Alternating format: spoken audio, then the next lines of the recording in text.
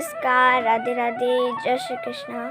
आज की हमारी कथा है यदुवंशियों का विनाश। राजा परीक्षित श्री सुखदेव जी से पूछते हैं, भगवान, जब उद्धव जी बद्री का आश्रम चले गए तो उसके बाद क्या हुआ? श्री सुखदेव जी कहते हैं, प्रिय परीक्षित, जब उद्धव जी बद्री का आश्रम चले गए तो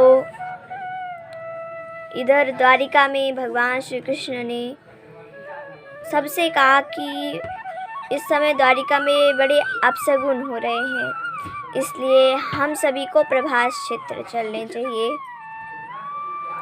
और सब प्रभास क्षेत्र चले गए। स्त्रियां जो बची थीं वो उनको भगवान ने अलग जाने को कहा। फिर इसके बाद भगवान श्री कृष्ण प्रभास क्षेत्र आए। जब भगवान प्रभास क्षेत्र चले गए राजकुमारों को लेकर, तो वहाँ सबने पूजा अर्चना की देवताओं की और ब्राह्मणों को गौ इत्यादि कई सारे दान दिए।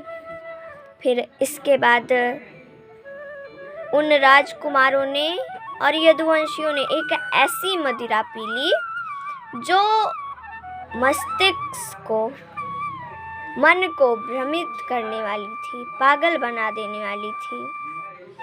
पीने में तो वो बहुत ही मीठी लगती थी, पर उतना ही उसका बुरा प्रभाव था, उसके ही विपरीत प्रभाव था। अब जब समस्त यदुवंशियों ने उस मदिरा को पी ली तो उनका मन जो है वो ये ना समझने लगा कि ये कौन है। ये सब भगवान श्री कृष्ण की माया थी। और इसके बाद सभी यदुवंशी एक दूसरे से लड़ने लगे, पिता पुत्र से, पुत्र पिता से, और भांजे अपने मामा से, माता तो इधर थी। इसलिए सब एक दूसरे में से लड़ने लगे और उन्होंने इतना अस्त्र शस्त्र एक दूसरों पर छोड़ा कि पूरा प्रभास क्षेत्र एकदम रणभूमि लग रहा था।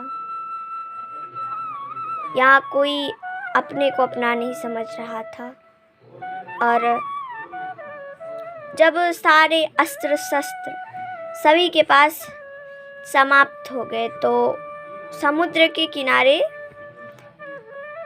एरा नाम की घास जमी हुई थी। ये वही घास थी जो सांब के पेट से निकले मूसल के चूर्ण से उगी थी। जब यदुवंशियों ने उस घास को उखाड़ा तो उखाड़ते ही वो एकदम मूसल बन गई, वज्र के समान कठोर मूसल। एक मूसल से कई लोग मर जाते। एक मूसल देने पर व्यक्ति मर जाता था। इधर मूसल से सब लड़ाई करने लगे और भगवान श्री कृष्ण और बलराम जी भी लड़ने लगे। इधर सब लोग मर गए। मर जाने पर केवल भगवान श्री कृष्ण और बलराम जी बचे। बलराम जी प्रभास क्षेत्र के तट पर तपस्या से अपने शरीर को त्याग दिए और अपने वास्तविक रूप शेष जी में वे वैकुंठ चले गए।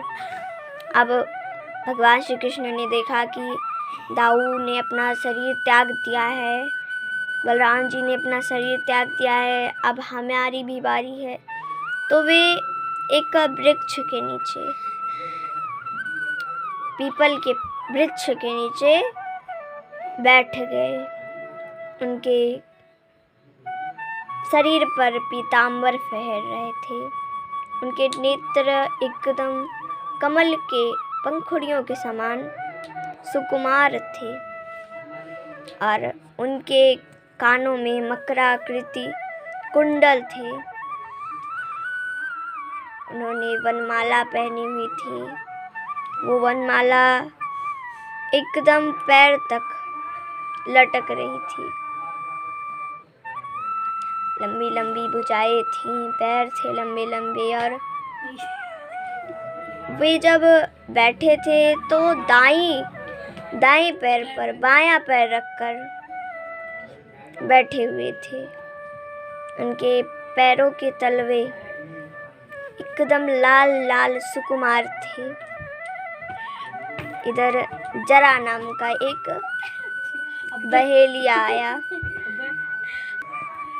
उस बहेलिये ने भगवान श्री कृष्ण के पैरों को देखा।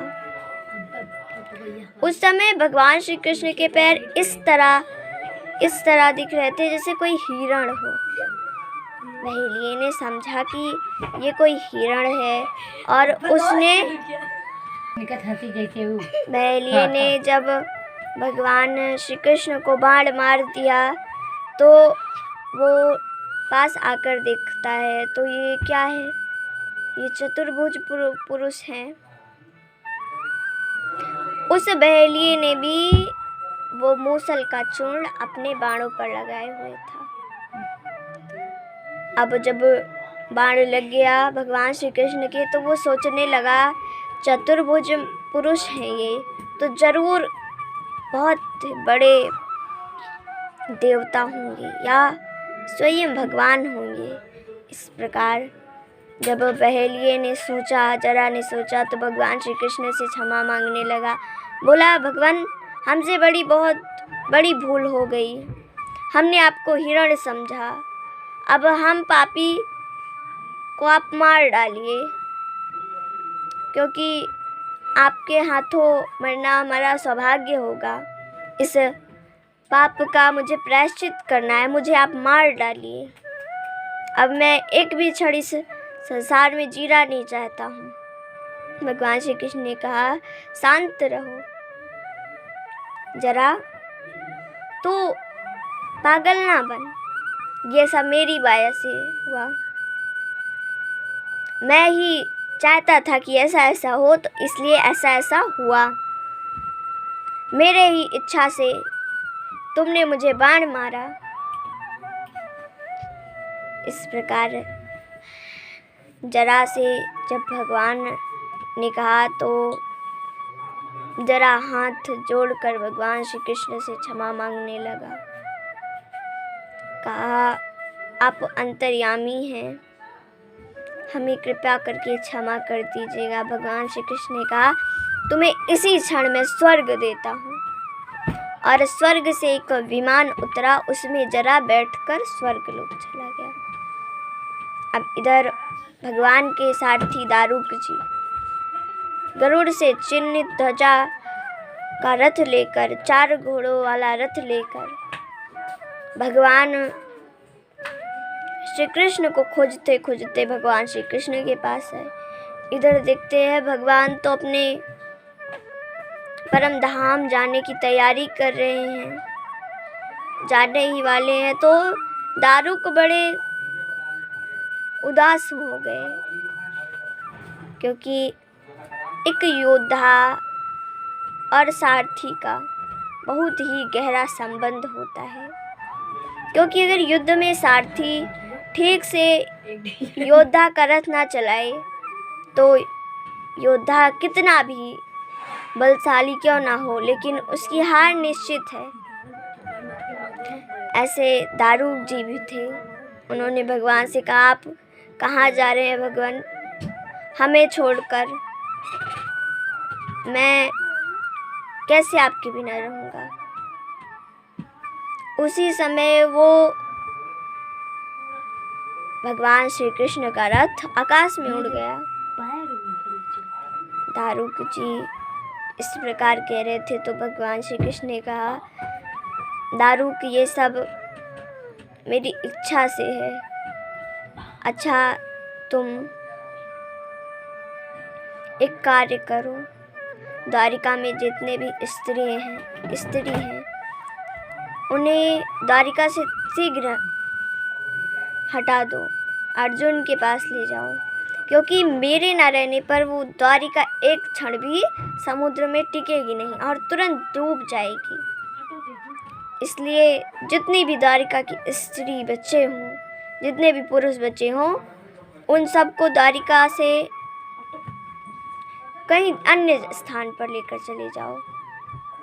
वे अपने स्वर्ण धन इत्यादि लेकर अपने साथ चले जाएं।